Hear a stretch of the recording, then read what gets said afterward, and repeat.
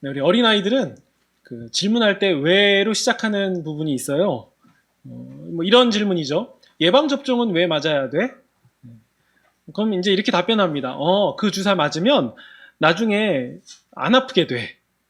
하지만요, 그런 답변은 아이에게 그렇게 만족스러운 답변이 되질 않습니다. 왜냐하면 나중에 안 아픈 건 안 아픈 거고, 일단 지금 당장 주사 맞아야 되는 게 아픈 건데, 나중에 안 아픈 게 무슨 소용이겠습니까? 당장 아픈데. 그렇죠? 근데 그 말이 맞는 말이긴 합니다. 나중에 아플지도 안 아플지도 모르는 일 때문에 지금 무조건 주사 맞아야 된다는 게 억울하게 들릴 수 있을 것 같아요. 그리고 또 아이는 이런 질문을 합니다. 이는 왜 뽑아야 돼요? 그 이는 사실 그런 질문 받으면 당황스러운데요. 아기 때부터 쓰던 이구 너무 작으니까 나중에 어른 됐는데도 조그만 이가 있으면 좀 그건 이상하지 않냐. 그러니까 아기 때 쓰던 이는 이제 빼고 새로운 이제 어른용 이빨이 나오도록, 어른용 치아가 나오도록 해야 돼.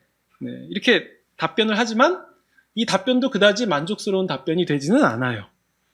아니 지금 내가 사탕도 먹고 초콜릿도 먹고 고기 반찬도 먹고 할 때 그렇게 별로 문제가 되지 않잖아요. 지금 치아로도 충분히 만족하는데 왜 이걸 빼고 새로운 이가 나도록 기다려야 되는가? 네. 맞는 말이긴 하죠. 지금 먹고 사는 데에 이가 전혀 문제가 되지 않으니까요. 네. 그리고 또 이런 질문도 합니다. 학교는 왜 가야 돼요? 네. 학교 안 가면 안 돼요? 그럼 이제 이렇게 대답하죠. 그럼 학교 가야지. 학교 가야지 친구도 만나고 학교에서 다양한 교육도 받으면서 그렇게 성장하게 되는 거야. 그러면서 너가 세상을 배우지 않겠냐? 근데 이 대답도 아이에게는 그다지 만족스러운 답변이 되지 않습니다. 굳이 학교 안 가도 친구 사귈 수 있고 학교에서는 하기 싫은 공부 너무 많이 하잖아. 매일 가는 것도 싫어. 이 또한 아이의 시각에서 본다면 맞는 대답 같아요. 그럴싸한 답변이죠. 하지만 아이가 그렇게 말한다고 해서 학교 안 보낼 겁니까? 아니면 아이가 그렇게 말한다고 해서 치과도 안 보낼 거고 예방접종도 안 시킬 겁니까? 네. 그러진 않죠. 아이가 이해를 못해도 해야 될 때가 있고 해야 될 필요가 있는 일들도 있더라고요. 그 아이도 지금은 당장 싫다고 하겠지만 나중에 크면 그 아이도 부모가 돼서 똑같이 그 아이를 이해시키지 못하면서도 해야 하는 어떤 일을 해야 되는 그런 상황을 경험하게 될 겁니다. 그러면 그 아이도 그때는 이해하겠죠. 이걸 왜 해야 되는지 이제 알겠다. 이런 말을 하지 않겠습니까? 오늘 우리가 읽은 본문을 보면요. 모세가 했을 거라고 생각하기 어려운 의외의 말을 발견합니다. 그게 10절인데요. 보시면요. 오 주여, 나는 본래 말을 잘 하지 못하는 자입니다. 주께서 주의 종에게 명령하신 후에도 여전히 똑같습니다. 나는 입이 뻣뻣하고 혀가 둔한 사람입니다. 모세가 왜 자기를 말 잘 못하는 사람이라고 말했는지에 대해서는 여러 가지 의견이 있어요. 원래부터 말을 못했을 것이다. 혹은 일을 하나님의 사명을 받기 싫으니까 핑계대는 거다. 혹은 모세가 40년간 목축업을 했으니까 양을 쳤으니까 그동안 광야에서 양이랑 둘만 있었을 텐데 양하고 대화라도 했겠냐. 당연히 말을 안 하니까 말이 혀가 굳지 않았겠냐. 여러 가지 의견이 있는데요. 아무튼 모세는 자기를 그렇게 이해하고 있는 거예요. 나는 말을 잘 못하는 사람입니다. 모세는요. 우리가 지금까지 살펴본 것처럼 여인들의 손에 의해서 생명을 보존받은 사람입니다. 산파를 비롯해서 또 여러 여인들의 손에 의해서 죽음을 피해갈 수 있었죠. 그리고 기적처럼 이 바로 공주의 아들이 되죠. 왕자가 되죠. 그래서 애굽의 왕자의 자리로 자기도 원치 않았지만 좋든 싫든 그 자리에 본인이 서게 됩니다. 그러다가 40살쯤에 그는 애굽 사람이 자기의 동족을 괴롭히는 장면을 봐요. 그때 어떤 동족 애 때문이었는지 그는 그 애굽 사람을 처단하게 돼요.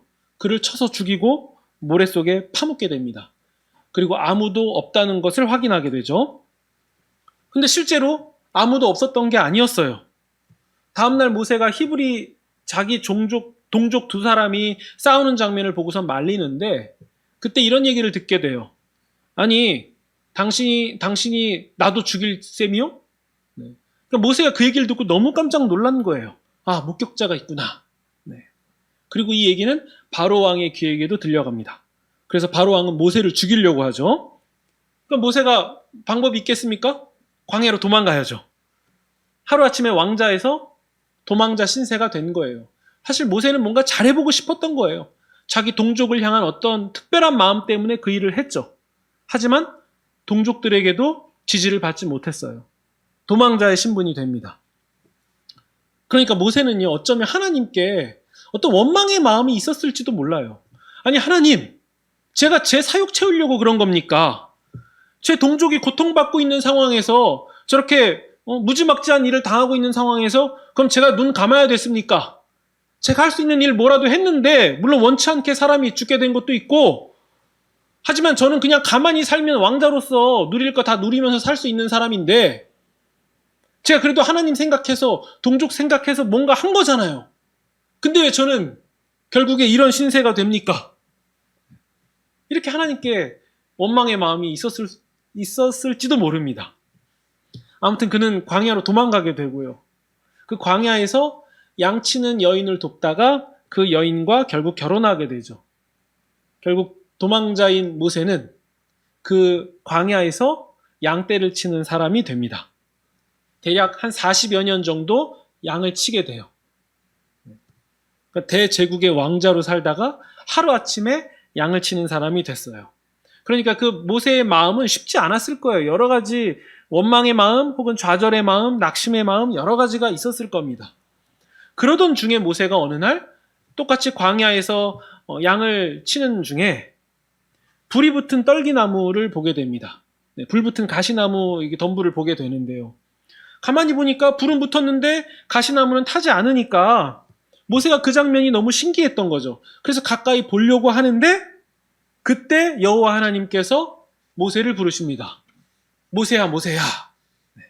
그러자 모세가 대답합니다. 네, 제가 여기 있습니다.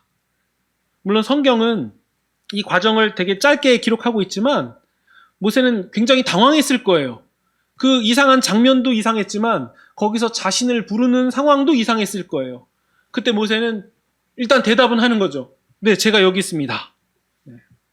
근데 그때 하나님이 이렇게 말씀하십니다. 내가 이스라엘 백성의 고통의 소리를 들었다.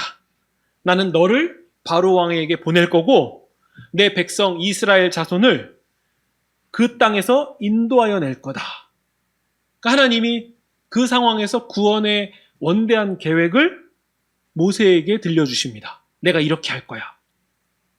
근데 그때 이제 우리가 드라마를 본다던가 이야기를 들었을 때의 자연스러운 반응은 이런 거잖아요. 아, 그렇습니까, 하나님? 제가 기다렸습니다. 이렇게 얘기가 나와야 되는데 모세는 이렇게 얘기합니다. 아니요. 제가 감히 누군데 바로 왕한테 갑니까? 이스라엘 자손을 제가 뭔데 인도하여 내겠습니까? 이 말에 모세가 자신의 그 도망자 이후의 삶을 어떻게 이해했는지가 다 담겨 있는 것 같아요. 제가 뭡니까, 하나님? 분명히 신기한 장면을 봤거든요. 살면서 경험할 수 없는 장면을 봤고 하나님이 그 가운데서 말씀하셨어요. 그러면 그 신비한 상황에 매료돼서 그냥 자기도 모르게 대답할 법도 한데 모세는 이렇게 얘기하는 거예요. 제가 뭔데요? 제가 뭔데 그 일을 할 수 있습니까? 아, 저는 안 돼요. 못해요. 네. 그러자 하나님이 모세를 설득하세요. 내가 너와 함께 있을 거야. 이 산에서, 지금 이 산에서 이스라엘 백성이 하나님을 섬기게 될 거야. 그것이 내가 너를 보낸 증거가 될 거야. 하지만 모세는요, 하나님의 이어지는 설득에도 그다지 반갑지 않아 보입니다. 아, 그러면요, 하나님, 사람들이 물어볼 것 같아요. 너가 만났다는 그 하나님의 이름은 뭐냐? 네. 그렇게 물어보면 저는 누구라고 대답해야 됩니까? 그러자 하나님이 말씀해 주세요. 나는 스스로 있는 자다. 스스로 있는 자가 나를 너희에게 보냈다고 말해라. 이 얘기는 우리가 지난 시간에 나눈 것처럼 하나님이 스스로 계시는 것을 강조하는 것보다도 하나님이 모세와 함께 있다. 우리가 썼던 표현으로는 야, 아빠가 있잖아. 네, 그 표현으로 우리가 이해를 했죠. 하나님이 내가 너와 함께 있겠다, 모세야. 내가 너와 함께 할 거다. 그러니까 너는 가서 이스라엘 장로들에게 말해라. 우리 조상 하나님께서 애굽에서 고통받고 있는 너희들의 목소리를 들었다. 내가 너희를 약속의 땅, 가나안 땅으로 데려갈 것이다. 물론 바로 왕은 너희를 순수히 보내주지는 않을 거다. 그러나 내가 강한 손으로 그들을 칠 것이고 너희를 내보내게 만들 것이다. 하나님이 모세에게 이렇게 격려하면서 설득하세요. 그러면 이제 이쯤에서는 우리가 이렇게 생각해 볼 수 있을 것 같아요. 아니, 하나님이 이렇게까지 설득하시고 놀라운 현상 가운데 말씀하셨으니까, 야, 하나님이 그냥 말씀한 것도 아니고 함께 하신다네? 하나님이 대신 해주신다네? 야, 그러면 감사합니다, 주님! 주님의 말씀대로 될지어다! 네. 이렇게 해야 되는 거 아닌가? 이렇게 생각 들기 쉬운데요. 근데 모세의 반응은 그럼에도 시큰둥해요. 1절을 보시면요. 우리가 함께 읽은 이제 본문입니다. 1절에 보시면요. 그들이 안 믿으면 어떡합니까? 이게 반응이에요. 하나님이 그렇게 설득하시고 놀라운 일 가운데 보여주시면서도 말씀하시는데 그들이 안 믿으면 어떡합니까? 여호와께서 제게 나타나셨다는 말을 듣지 않으면 어떡하죠? 네. 근데 여러분, 우리가 모세를 너무 나쁘게 보지 마시고 모세 입장에서 한번 생각해 볼게요. 과거 이제 40년 전에, 그러니까 그때는 한 40살 정도 되었을 때예요. 그때 본인은 왕자의 위치에 있었어요. 할 수 있는 게 굉장히 많은 상황이죠. 능력도 있었어요. 근데 그런 상황에서도 동족 이스라엘은 자신을 믿어주지 않았습니다. 자기의 동족을 괴롭히는 자를 처단했음에도 지지를 못 받았어요. 도리어 자신들을 죽일 거냐는 얘기를 들었죠. 그들의 눈을 피해서, 바로왕의 눈을 피해서 광야로 도망가야만 했습니다. 그리고 그는 원치 않는 양떼를 치는 일, 목축업이라고 하죠. 그 일을 했습니다. 근데 그런 그에게 40년 후에 하나님께서 오셔서 너를 통해서 이스라엘 백성을 구출해내겠다라고 말씀하시는 하나님의 말씀은 이 모세의 어떤 아픈 과거를 들쑤셔내는 그런 느낌을 받았을 거예요. 그러니까 막 기분 좋게 들리는 얘기가 충분히 아닐 만한 상황이었던 거죠. 뿐만 아니라 목축업이라고 하면요. 그 애굽 사람들에게는 굉장히 꺼리는 일이었거든요. 그러니까 애굽의 왕자로 살던 사람이 목축업을 한다는 것은요. 굉장히 비천한 자리에 갔다라는 것을 의미하기도 해요. 그러니까 모세는 자기는 못한다라고 말하는 것이 당연해 보였죠. 그러니까 모세는 아마도 이렇게 마음속으로는 말했을지 몰라요. 하나님, 제가 안 해본 거 아니잖아요. 저도 해볼 만큼 했던 사람이잖아요. 저도 하려고 노력했는데 동족을 위해서 뭔가 하려다가 결국 저는 이렇게 된 거 아닙니까? 제가 안 한 거 아니잖아요. 이렇게 원망의 마음이 들었을 수도 있어요. 근데 하나님은요, 그런 모세를 설득하고 이해시키기 위해서 이적을 보여주십니다. 우리 본문 우리가 읽은 부분 앞부분에 보시면요. 2절에 여호와께서 말씀하십니다. 너 손에 뭐가 있냐? 지팡이입니다. 3절에 보시니까요. 그것을 땅에 던져라라고 하니까 뱀이 돼요. 그리고 그것을 다시 잡으라고 하니까 다시 지팡이로 돌아오는 기적을 보여주세요. 그리고 또 밑에 보시면요. 이번에는 모세가 6절입니다. 여호와께서 모세에게 말씀하시는데 네 손을 품에 넣으라고 하니까 손을 품에 넣었다가 꺼내봐요. 그러니까 나병이 생깁니다. 그리고 이번에 다시 7절에 손을 품에 넣었다가 빼보니까 다시 본래의 살로 돌아옵니다. 하나님이 모세에게 말씀하십니다. 이 표징을 보여주면 사람들이 너를 믿을 것이다. 그런데 그럼에도 믿지 않으면, 너가 이런 기적을 사람들에게 보여줬음에도 불구하고 믿지 않으면 이번에는 나일 강물을 떠다가 마른 바닥에 뿌려라. 그럼 그것이 피가 될 것이다. 하나님이 이렇게까지 말씀하시면 이 모세를 향한 굉장한 의지를 보여주시는 거 아니에요? 두 가지 이적을 보여주시면서 이거 하면 믿을 건데 너 이거 해도 불안하지? 그러면 이번엔 나일 강물을 퍼다가 바닥에 뿌려봐. 그러면 믿을 거야. 하나님이 이렇게까지 친절하게 말씀을 해주세요. 엄청난 지지, 엄청난 의지를 하나님이 보여주고 계신 거죠. 근데 이런 상황에서 모세가 10절처럼 얘기하는 거예요. 오 주여, 저는 본래 말을 못하는 사람입니다. 저는 입이 뻣뻣하고 혀가 둔합니다. 네, 여러분 이제 이 맥락, 제가 쭉 긴 맥락을 말씀드렸는데요. 10절을 다시 보니까 모세는 정말 말을 못해서 이런 얘기를 했을까요? 물론 그랬을 수도 있겠죠. 근데 말을 못하는 게 문제가 아닌 거예요. 지금 모세는 이 마음의 중심 상태가 안 가고 싶은 거예요. 그러니까 안 가고 싶은 모든 걸 다 동원해서 하나님, 저는 안 된다니까요. 저는 말 못한다니까요. 해봤고 실패했다니까요. 가망성이 없어요, 하나님. 지금 번지수 잘못 찾아오신 거예요. 이 얘기가 10절에 담겨 있는 거예요. 저는 입이 뻣뻣하고 둔합니다. 안 됩니다. 그러자 하나님이 이번에는 포기하실 법도 한데요. 11절에 이렇게 말씀하십니다. 모세야, 입을 지은 자가 누구냐? 말 못하고 듣지 못하고 눈이 밝거나 혹은 맹인이 되게 하고 이런 모든 것의 주권, 이 능력을 가진 자가 누구냐? 나 여호와가 아니냐? 나 여호와가 아니냐? 여러분, 우리가 이 11절 나 여호와가 아니냐라는 이 구절은요. 야, 내가 그거 할 줄 알아. 하나님이 그거 말씀하시고 싶었을까요? 야, 나는 사람이 말도 못하게 하고 말도 하게 하고 보게도 하고 못 보게도 한다? 그거 할 수 있는 사람이 나 여호와 하나님이야. 이 정보 전달하시려고 하시는 걸까요? 나 스스로 있는 자야. 하나님이 스스로 계신 거 몰라서 알려주시는 걸까요? 하나님이 이 말씀에 의미를 담고 계신 거죠. 나 여호와 하나님이야. 모세야, 내가 너 실패한 거 모를까? 너 과거에 어땠는지 모를까? 그래, 지금 너 말 못한다고 하자. 내가 너 말 못하는 거 모를까? 너 능력 안 되고 자신 없는 거? 그거 내가 모를까? 나 여호와 하나님이야. 그거 다 알고 왔어. 너가 계산하는 거 그것보다 훨씬 더 정확하게 계산하고 온 거야. 나 여호와 하나님이야. 내가 있잖아. 내가 같이 할 거잖아. 하나님은 모세에게 이런 얘기를 알려주고 계신 거예요. 아빠가 있잖아 라는 말처럼 모세에게 위로와 용기를 주려고, 담력을 주려고 하나님이 이 말씀을 하시는 거죠. 자, 그러면 이제 우리가 여기까지는 이제 이해했는데요. 그러면 이것을 충분히 이해하셨으면요, 이제 조금 이상하셔야 돼요. 뭐가 이상하냐면요, 물론 우리가 지금 살고 있는 현대 사회에는요, 부모님 하면 무조건 자상한 사람이어야 돼요.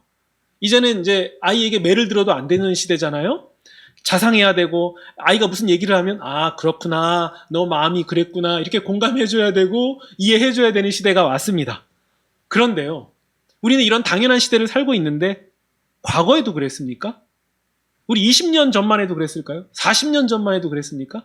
하물며 이 모세 시대에도 부모님은 자상한 분일까요? 그렇지 않죠. 그때는 생사 여탈권이 부모에게 있었어요. 자식의 목숨을 함부로 할 수 있었습니다. 근데 부모도 아니라 더 나아가서 지금 왕 얘기를 하고 있는 거예요. 왕은 어땠습니까? 아니, 왕보다 더 나아가 볼게요. 신은 어떤 분입니까? 그 당시 사람들이 생각하는 신은 어떤 분이에요? 아, 너가 속상했구나. 너가 마음이 상했네. 너가 실패했네. 너가 잘 안 됐네. 아, 내가 알지. 내가 도와줄게. 내가 함께 할게. 이렇게 말씀하시는 분이 신이에요? 그 당시에 신이 그렇게 하시면 좀 이상한 거 아닙니까? 아니, 부모님도 그렇게 안 하는 시대인데 지금 하나님이 그렇게 하신다는 거예요. 모세야, 내가 너랑 함께 하잖아. 내가 있잖아.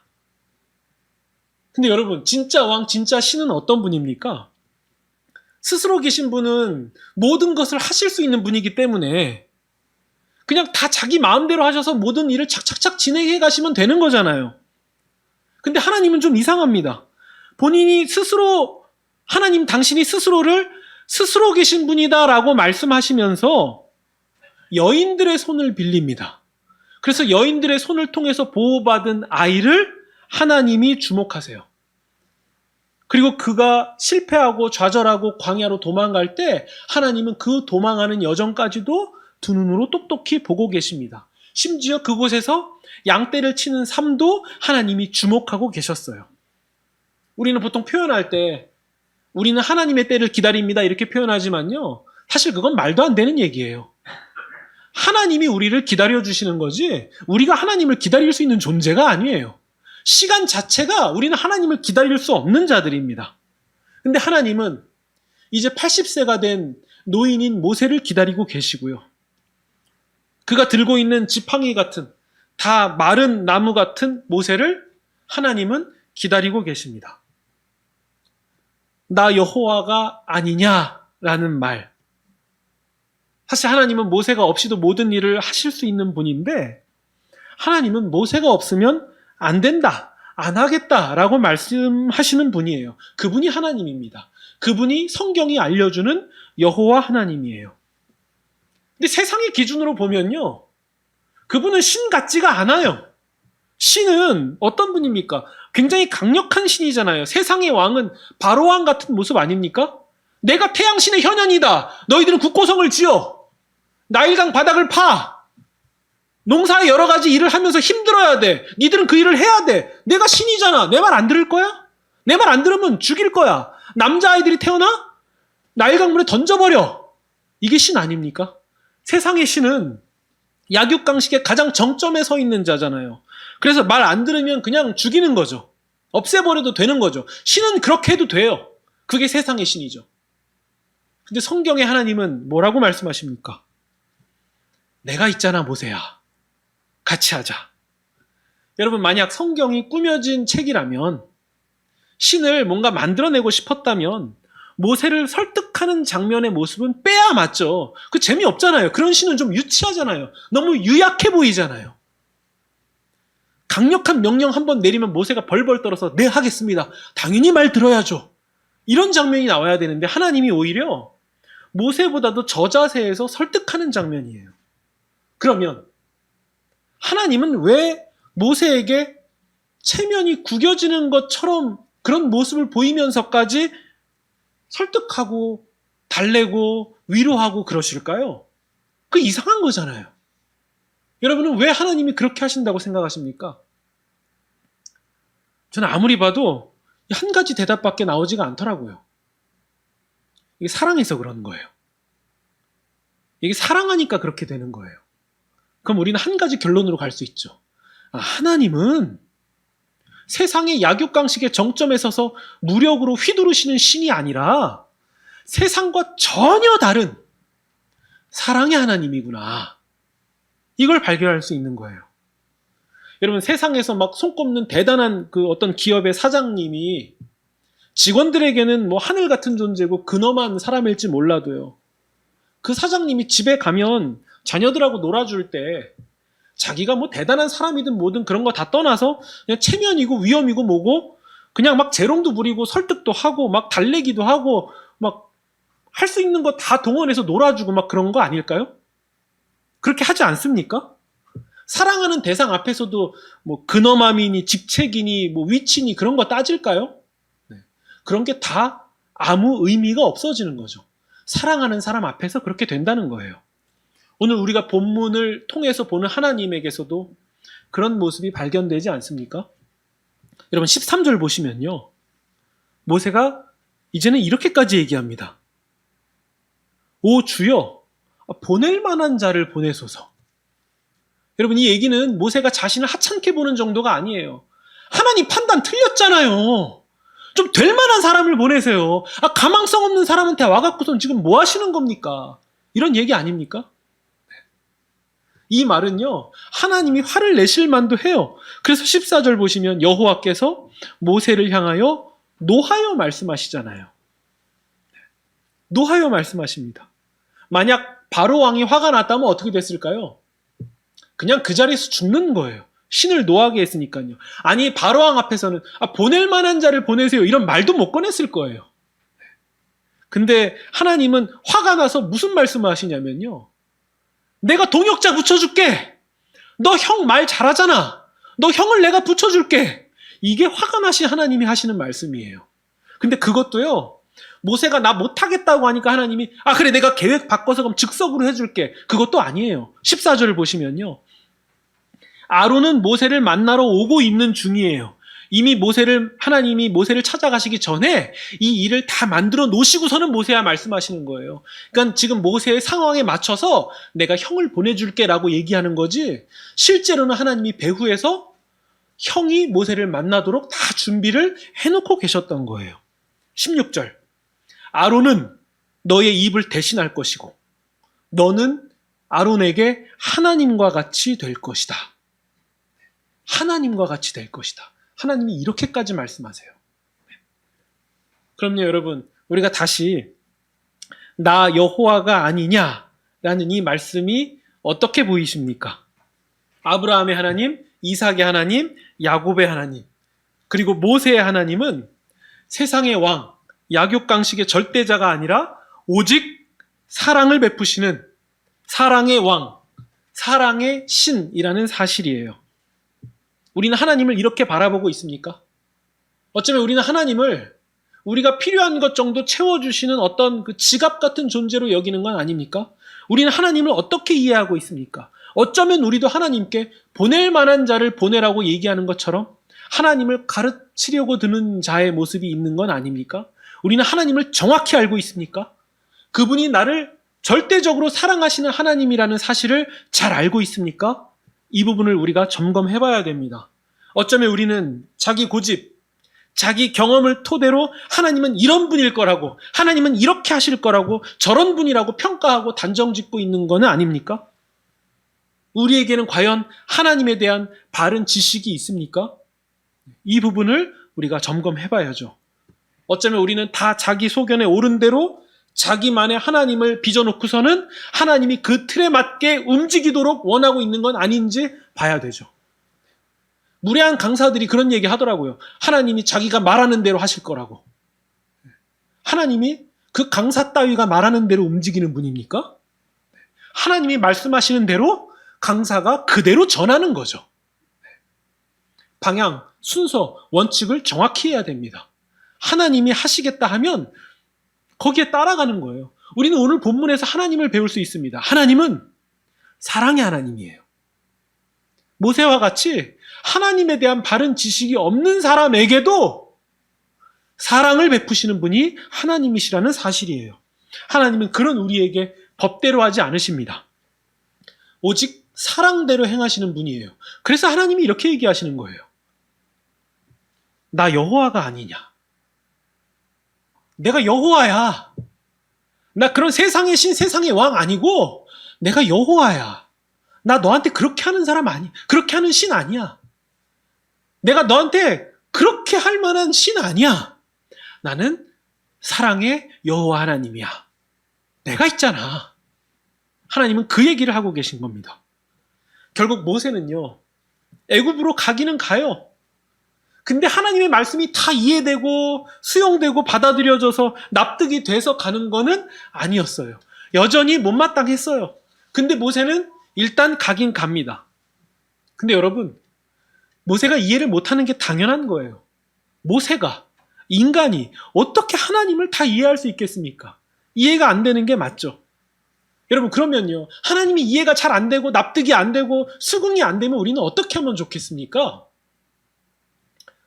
예방주사를 맞아야 되는 것처럼, 가기 싫은 치과에 가야 되는 것처럼, 가기 싫어도 학교는 가야 되는 것처럼 이해가 안 돼도 그분을 믿고 그냥 주어진 삶을 가시면 되는 거예요.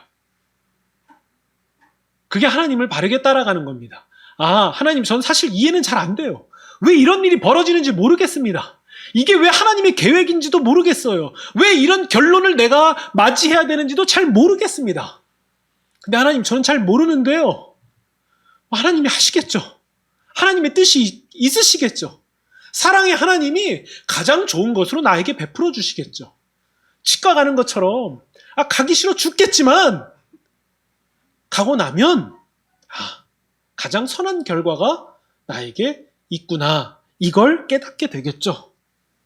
그러면 하나님을 따르는 길은 광야가 아니라 푸른 초장이고 쉴만한 물가에 이르는 길이고, 그렇다면 성도는, 하나님의 사랑을 입은 성도는 복을 받은 사람들이군요. 이렇게 고백하게 될 것입니다. 여러분 17절을 보시면요. 너는 지팡이를 잡고 이것으로 이적을 행할지니라. 여러분, 모세가 잡은 지팡이가 뭔 능력이 있겠습니까? 다 마른 나무 가지처럼 돼갖고선 그게 뭔 힘이 있겠습니까?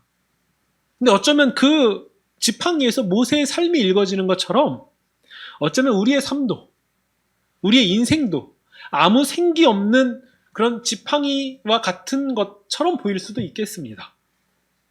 그러나 그 생기 없는 지팡이로 이적을 행할 수 있는 것은 하나님이 배후에서 그 일을 하고 계시고 함께 하시기 때문인 거예요. 우리가 우리의 인생도 그렇게 바라보시면 좋겠습니다. 어떠한 순간, 어떠한 과정, 어떠한 결과가 있다 할지라도 이 지팡이 같은 나를 돌아보셔서 하나님이 가장 좋은 것으로 베풀어 주시겠구나. 근데 그분이 사랑만 많으신 게 아니라 전지전능하신 절대자시구나. 그분이 우리의 하나님이구나. 우리가 이것을 배우시면 좋겠습니다. 그래서 우리가 그 하나님을 알면 알수록 우리는 우리의 인생과 우리의 인생의 끝을 소망으로 바라볼 수 있게 되는 것이고, 그 하나님과 동행하며 나아가는 그 삶을 경험하면 경험할수록 우리는 복 있는 사람이구나, 이렇게 고백할 수밖에 없을 것입니다.